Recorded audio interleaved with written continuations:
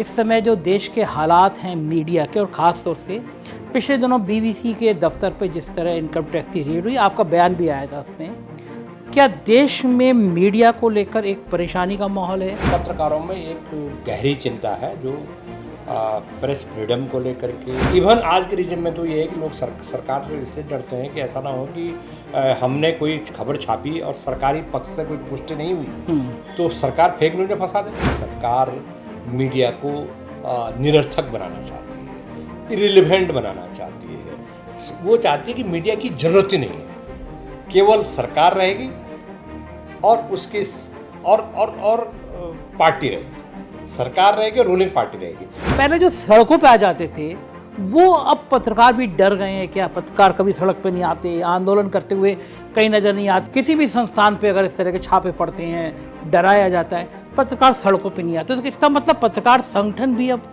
कमजोर हो गए। जो पत्रकार है वो एक ठेका प्रथा में ठेके में आ गया, एंड ठेके में प्रथा ठेके में आने के बाद वो जो है अपनी याचक की मुद्रा में उस मालिक के आगे या उस कंपनी के आगे या उस अखबार संपादक के आगे खड़ा हो गया। तो ये चीज अब खास तौर से इलेक्ट्रॉनिक मीडिया पे दिन भर जिस तरह हिंदू मुसलमान के बीच में तनाव दिखाया जाता है, माहौल बनाया जाता है, थंबनेल बनाए जाते हैं, मीडिया यहाँ तक समाज में आग लगाने के स्टेज तक क्यों पहुँच गई? मीडिया का मतलब है कि मीडिया को अपनी सांस से खुद लेने दो। देखिए, अगर मीडिया निष्पक्ष होगा, मीडिया स्वतंत्र होगा तो ये डेमोक्रेसी को मजबूत बनाएगा। लेकिन यहाँ क्या है, आपको जैसे वो गाना है कि जो तुमको हो पसंद वही बात करेंगे, तो जो तुमको हो पसंद वही बात करेंगे। मैं ये मानता हूँ कि पत्रकारों की एक बिरादरी, एक छोटा सा तबका या बड़ा सा तबका, वो सत्ता की चापलूसी में जुट गया। अच्छा, इसका इलाज क्या है? सरकार तो करेगी मकान जी, इसका इलाज क्या है? कैसे, कब खत्म होगा ये? देखिए, इलाज तो समाज तैयार करेगा ना। आपके इन तेवरों से सरकार बड़ी परेशानी में रहती है,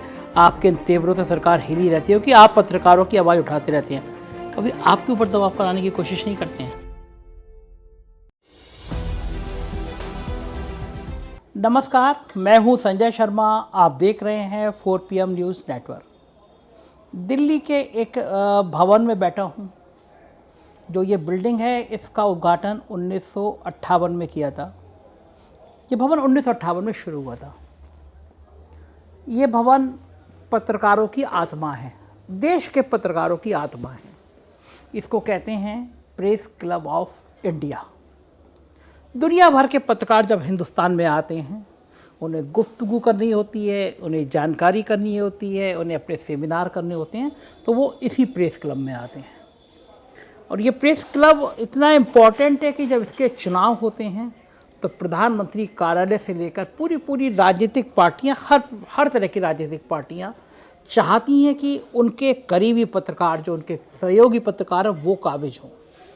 तो ये प्रेस क्लब ऑफ इंडिया का ये जो इस बार पिछले कुछ समय पहले चुनाव हुआ था, वो पूरे भारत में चर्चा का विषय बन गया था, क्योंकि ये मैंने जैसे कहा कि ये दुनिया का सबसे बड़ा प्रेस क्लब है।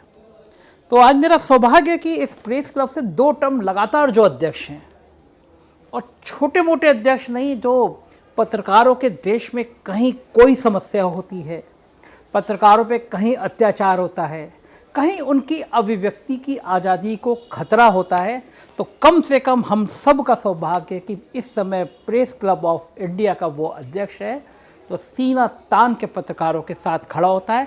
तो मैंने सोचा, दिल्ली आया था, आज उनसे गुफ्तगू करते हैं। हम लोगों के गार्जियन हैं, बड़े भाई जैसे हैं, बहुत अच्छे पत्रकार उमाकांत लखेड़ा जी। जी, बहुत धन्यवाद आपका। सबसे पहले 4 PM की जो आपकी लंबी चौड़ी जो आपकी बिरादरी है और जो आपके दर्शक हैं, श्रोता हैं, उन सबको शुभकामनाएं।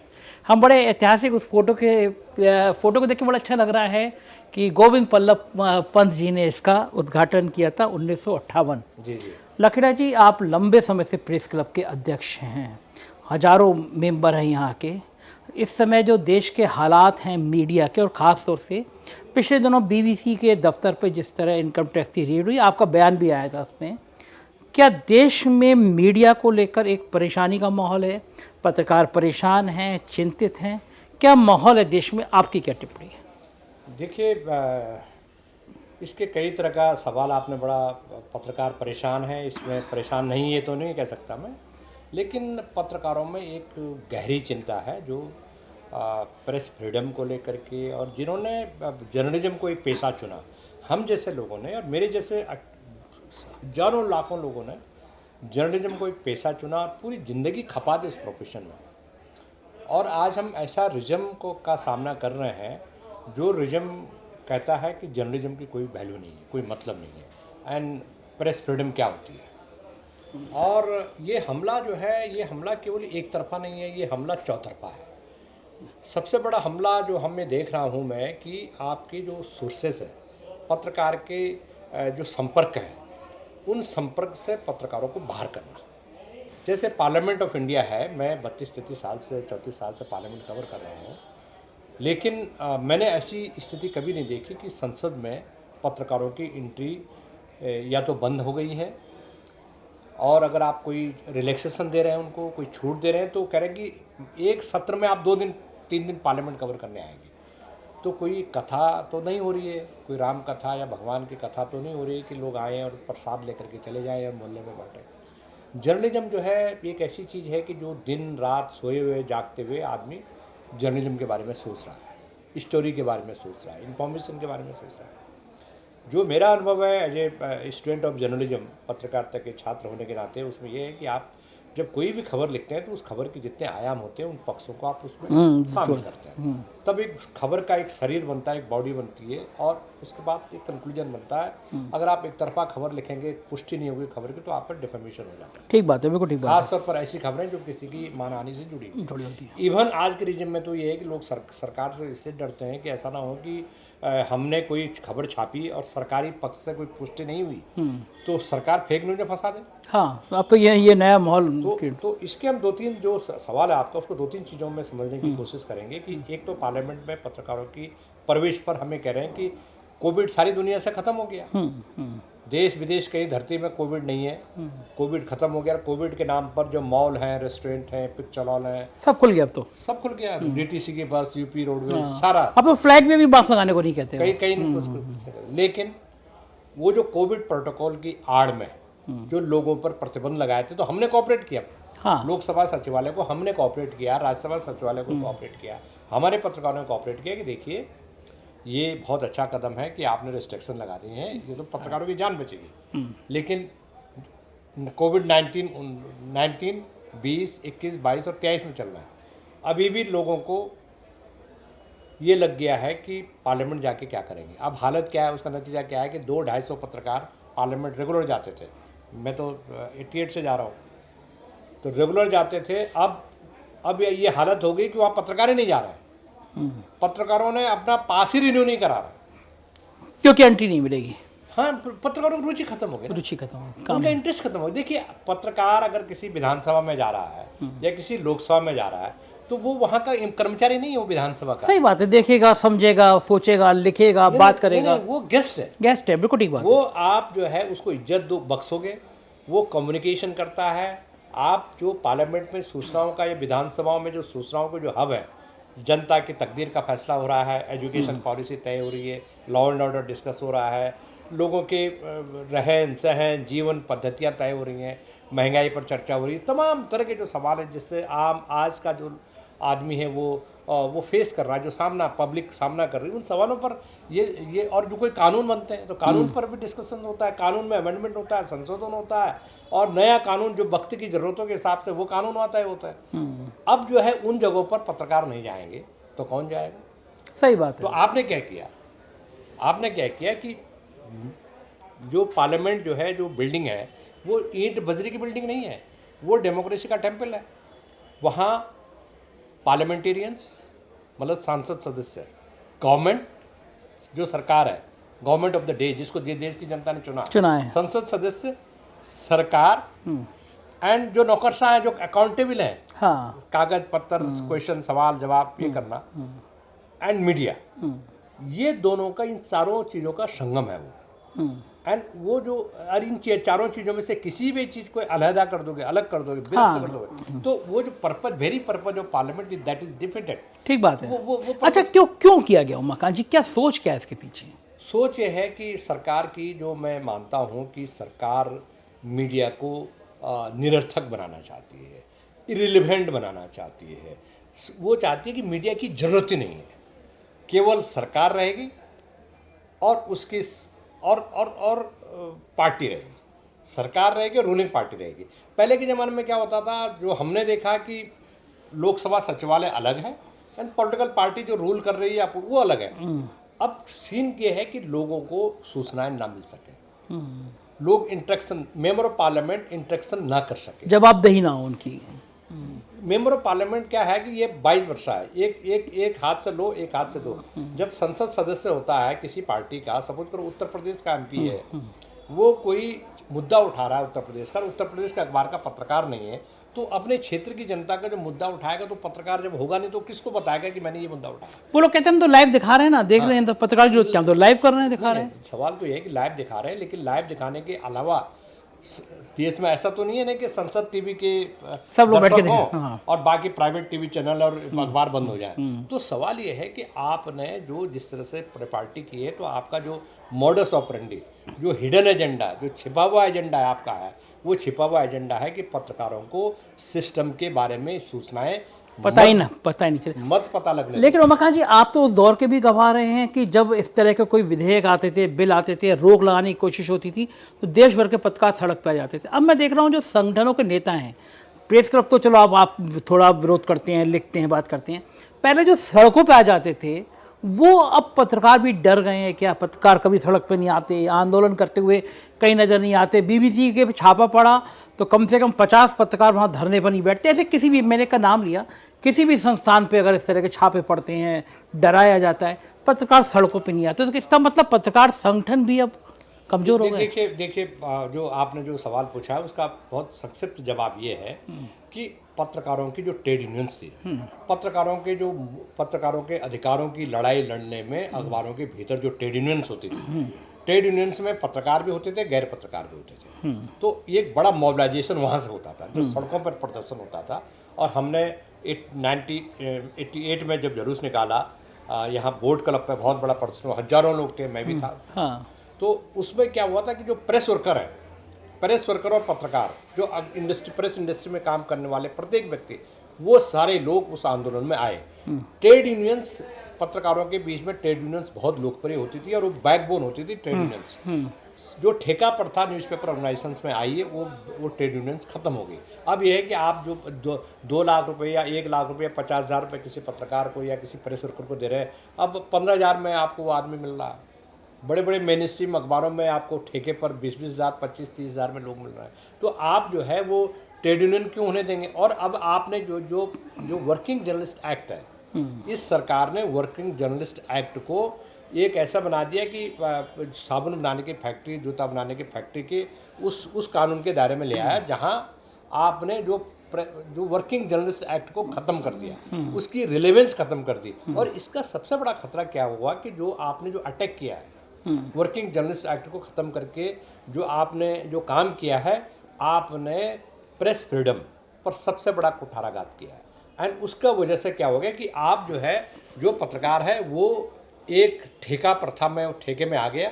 एंड ठेके में आने के बाद वो जो है अपनी याचक की मुद्रा में उस मालिक के आगे या उस कंपनी के आगे या उस अखबार संपादक के आगे खड़ा हो गया। तो ये चीज़ प्रेस क्लब की जहाँ तक स्थिति है, प्रेस क्लब ऑफ इंडिया, हम कोई ट्रेड यूनियन नहीं है, हम registered under the company act हैं।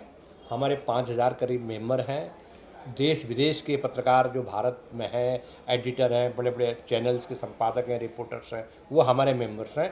विलिंगली मेंबर, हम नहीं किसी को मेंबर बनाने जाते, जो उसके क्राइटेरिया को फुलफिल करता है वो मेंबर हो जाता है। तो मेरा ये कहने का मतलब ये है कि ये जो प्रेस क्लब ऑफ इंडिया है, प्रेस क्लब ऑफ इंडिया, जब ये भूमिकाएँ ख़त्म हो गई हैं, ये जो ट्रेड यूनियंस खत्म हो गई, ये जो जनता, जो पत्रकारों के सवालों को और जनता को उद्दोलित करने वाले जो सवाल है, वो ट्रेड यूनियन से ख़त्म हो गई हैं। ये इरोजन हो गया, उनका ह्रास हो गया। तो ऐसी स्थिति में प्रेस क्लब ऑफ इंडिया ही एकमात्र अम्ब्रेला ऑर्गेनाइजेशन देश में बसता है। जब हम कहीं पर देश के किसी कोने में पत्रकारों पर अटैक होते हैं, उनकी हनन होता है, उनकी स्वतंत्रता का, उनको काम करने नहीं दिया जाता, उन पर तरह तरह के हमले होते हैं या उनको जेलों में ठूंस दिया जाता है बदले की भावना से, उनको सबक सिखाने के लिए, तो प्रेस क्लब ऑफ इंडिया में हमने ऐसा मैकेनिज्म पिछले कई सालों से तैयार किया है कि जब हम यहाँ पर आवाज़ उठाते हैं, और इसमें ये चूँकि यहाँ पर हमारे पास एक इंफ्रास्ट्रक्चर है, तो हम आवाज़ उठाते हैं, उस आवाज़ को सुना जाता है, सिस्टम के लोग उसको गंभीरता से सुनने की कोशिश करते हैं। इसलिए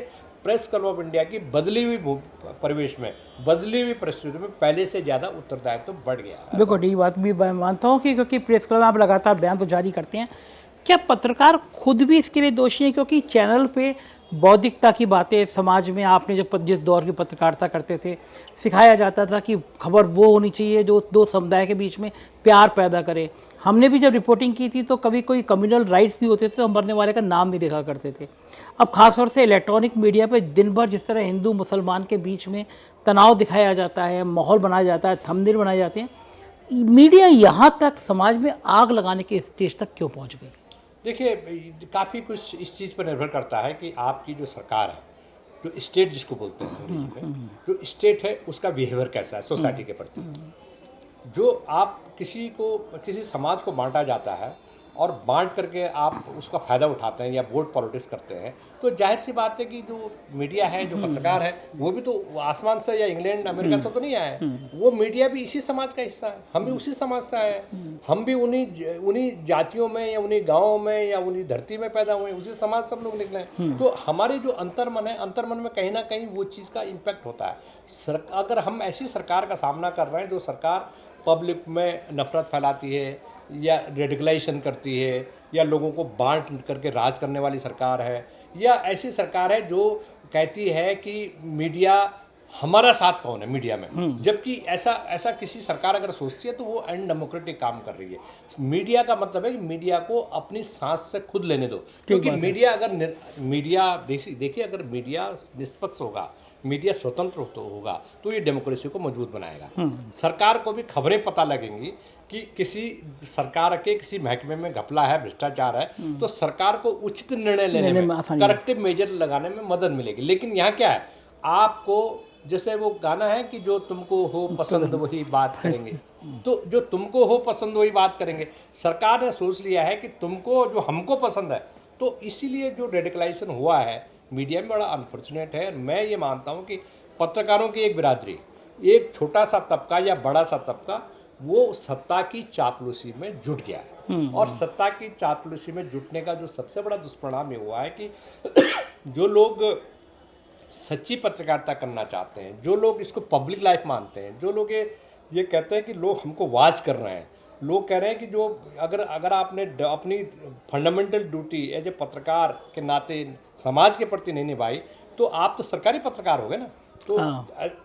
तो सरकार की जो मिजाज पुरसी की खबरें करना, सरकार को खुश करने की खबरें करना, वो तो जर्नलिज्म नहीं है ना। वो तो भांडगिरी जिसको देसी भाषा में बोलते हैं, या चापलूसी जिसको, या चमचाबाजी जिसको सिस्टम के, तो वो तो जर्नलिज्म नहीं है। जर्नलिज्म तो वो है कि आप सरकार से सवाल पूछें। अब प्रधानमंत्री जी ने पिछले 8 साल से 9 साल से कोई प्रेस कॉन्फ्रेंस नहीं की। यहाँ 5-6 प्राइम मिनिस्टर हैं जिनका पहला सवाल तो लोग मेरे को ढूंढते थे कि ये सवाल पूछेंगे। तो और जबकि हम सरकार के चमचे नहीं थे, किसी सरकार के चमचे नहीं थे, लेकिन वो कहते थे आप प्रेस कॉन्फ्रेंस की इनिशिएट कीजिए। ठीक बात है। तो मेरा ये कहने का मतलब ये है कि ये सारी चीज़ें बड़ी दुर्भाग्यपूर्ण हुई हैं एंड इससे डेमोक्रेसी कमज़ोर होगी। तो न केवल डेमोक्रेसी कमज़ोर होगी, जर्नलिज्म भी नहीं बचेगा। और मैं तो जगह जगह जाकर लोगों को ये बोल रहा हूँ कि आप इस प्रोफेशन की रक्षा कीजिए। अच्छा, इसका इलाज क्या है? सरकार तो करेगी बकाल जी, इसका इलाज क्या है? कैसे, कब खत्म होगा ये सब चीज़? देखिए इलाज तो समाज तैयार करेगा ना। आज आपका यूट्यूब चैनल है, मैं 12-15 यूट्यूब चैनल को देख रहा हूँ, वो तो समाज के प्रति वो सार्थकता निभा रहे हैं ना। तो उनको पता है कि, और समाज उसको अप्रिशिएट कर रहा है। समाज ने कोई फोन आपको नहीं कर रहा है कि आप जो है संजय जी आप कैसी पत्रकारिता कर रहे हैं, आपको अप्रिशिएट कर रहे हैं लोग। तो अगर आप एक स्वच्छंद पत्रकारिता, आप जो है सत्ता की समालोचना करने वाली पत्रकारिता अगर कर रहे हैं, तो लोग आप समाज के प्रति, समाज के प्रति अपना दायित्व निभा रहे हैं और समाज को अप्रिशिएट कर रहा है। क्योंकि देखिए, आप जो भी चीज़ें, जो भी ऑक्सीजन ले रहे हैं, तो समाज को एम्पावर कर रहे हैं, सूचनाओं से आप एम्पावर कर रहे हैं, उसको अधिकार संपन्न बना रहे हैं सूचनाओं से, और समाज आपको एम्पावर कर रहा है, समाज आपको ताकत दे रहा है। आप सरकारी कर्मचारी नहीं है, मैं सरकारी कर्मचारी नहीं हूँ, लेकिन हमारी शक्ति कौन है? हमारी शक्ति हमारा समाज है। जिस समाज को, जिस दर्शकों को, जिन श्रोताओं को हम रिप्रेजेंट कर रहे हैं, आपका चैनल रिप्रेजेंट कर रहा है, या बाकी जो यूट्यूब चैनल है जो लाखों में उनकी व्यूअरशिप हो गई है, तो तो वो उनकी ताकत है। तो पुलिस वाला लोगों को पीटता है, तो पुलिस वाला क्यों पीटता है? कि उसको शक्ति मिली हुई है, किसने दी? सरकार ने। जनता ने नहीं दी शक्ति, और हमको जनता ने शक्ति दी कि हम उसको एक्सपोज करें, उसके गलत काम को। पुलिस को, एसडीएम को, डिस्ट्रिक्ट मजिस्ट्रेट को, सेक्रेटरी को, चीफ मिनिस्टर को, प्राइम मिनिस्टर को, मंत्रियों को, हम उनके गलत कामों को की आलोचना करें और उनको बोलें कि ये गलत है। तो यही फर्क है अच्छी पत्रकारिता और बुरी पत्रकारिता में। आखिरी सवाल उमाकांत जी, आपके इन तेवरों से सरकार बड़ी परेशानी में रहती है, आपके इन तेवरों से सरकार हिली रहती है कि आप पत्रकारों की आवाज़ उठाते रहते हैं, कभी आपके ऊपर दबाव कराने की कोशिश नहीं करते हैं?